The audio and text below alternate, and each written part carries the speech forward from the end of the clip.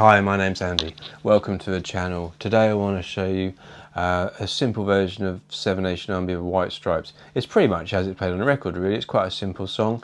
It's a great opportunity to explore the fretboard. If you're new to the guitar, we get to move around the fretboard quite a lot. We're going to be moving across the strings in this direction. Often in the guitar and scales we move this way across. We're going to be moving a little bit more up and down the fretboard. So let's get straight into it. The first riff that repeats several times is just going around this. So it's 7th fret on the A string to the 5th fret on the D. It's a very bluesy riff. You can add a tiny little bend on that one, make it really bluesy. I like these little grace notes sliding in. So the main bit is going 7, 7, 5 a string above. Make sure you use your 3rd and 1st finger.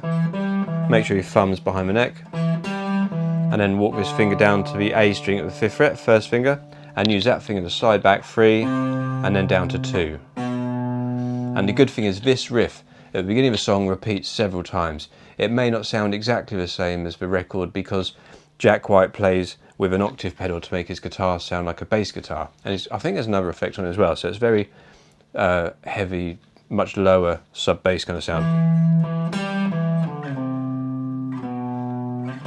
And this riff just goes around several times at the beginning of the song. So the second section of Seven Nation Army by White Stripes, he goes into these 2 chords. I've made them simple, just going to do power chords, just do a really chuggy. So if you haven't done power chords before, we're just playing 2 strings, 2 different notes. So we're going to go 3rd fret on the E string to the 5th fret on the A string, and that's a G power chord. There's our G open chord. You can play a jangly open chord. If you've got lots of gain distortion, it's better to do the power chord. So the power chord of G is 3rd and 5th fret on the E and A string, going up to A, which is the 5th and 7th fret on the E and A string. So 5th fret on the lowest note, 7th fret on the A string. So you do 8 strums on each chord, so you count 1 and 2 and 3 and 4 and 1 and 2 and 3 and 4 and.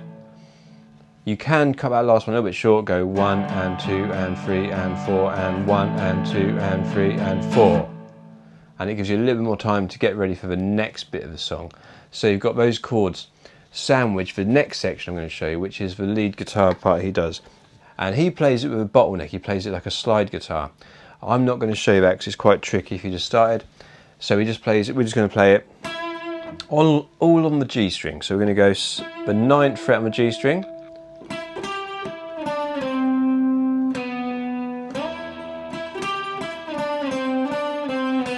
So notes are 9, 9, 12, 9 on the G string, down to 7, 5, 4.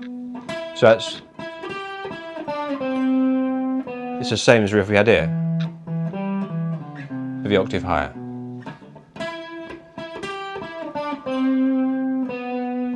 And to make it sound really slidey, you can just use one finger, so maybe your 3rd finger, and put a little bit of vibrato and slide into the notes.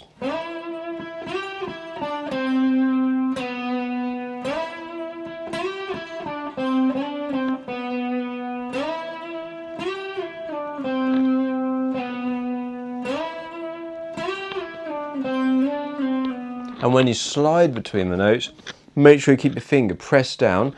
Use your 3rd finger, but keep the other 2 fingers behind for a bit of strength, and it helps you just smoothly slide. And it's just a nice smooth sound. You don't want to kind of cut those notes short as you say it. And you just will keep everything.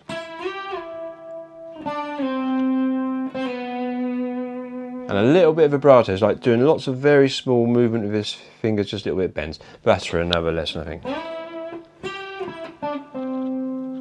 And when you've played that a couple of times, you go back to your chords.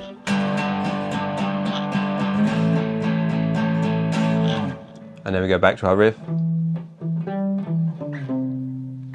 And that's all the main sort of rhythm guitar parts, which are kind of lead guitar parts as well, but it's a very interesting song, just kind of mixing different ideas together. But this riff is the same as We could also